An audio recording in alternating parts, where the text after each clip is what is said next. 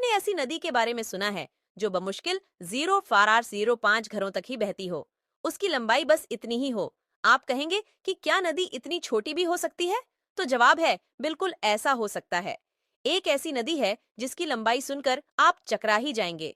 वैसे अंदाज लगाइए उसकी लंबाई कितनी होगी, जिसको हम आपको आगे बताएंगे। कुछ मीटर के बाद ही ये मिसूरी नदी में मिल जाती है। दुनिया की इस सबसे छोटी नदी की लंबाई केवल 201 फीट यानी 61 मीटर है, यानी तकरीबन उतनी ही जितना लंबा कोई मॉल होता है या मध्यम दर्जे के एक कतार में बने हुए 0405 घर।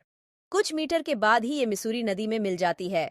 दुनिया की इस सबसे छोटी नदी की लंबाई केवल 201 फीट यानी 61 मीटर है, यानी तकरीबन उतनी ही जितना लंबा कोई मॉल होता है या मध्यम दर्जे के एक कतार में बने हुए 0405 घर। कुछ मीटर के बाद ही ये मिसूरी नदी में मिल जाती है।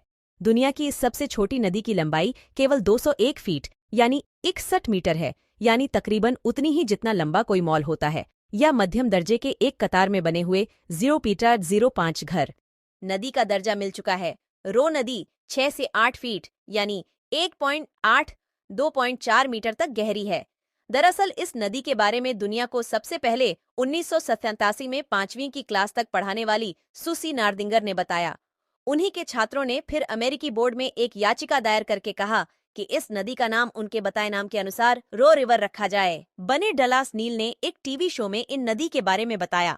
इससे पहले ओरेगन में बहने वाली डी नदी को दुनिया की सबसे छोटी नदी माना जाता था। इसकी लंबाई 130 मीटर यानी 440 फीट थी। हालांकि इसके बाद गिनीज बुक के सामने इससे भी छोटी नदी के कई दावे किए गए, लेकिन वो माने नहीं गए। चौड़ी जगह और गहराई थी। ये नदी बस थोड़ा सा ही चलकर मिसूरी नदी में मिलती है और ग्रेट स्प्रिंग्स स्टेट पार्क में ग्रेट फॉल का रूप ले लेती है। हालांकि मिसूरी नदी में मिलने से पहले ये उसके समानांतर भी बहती है।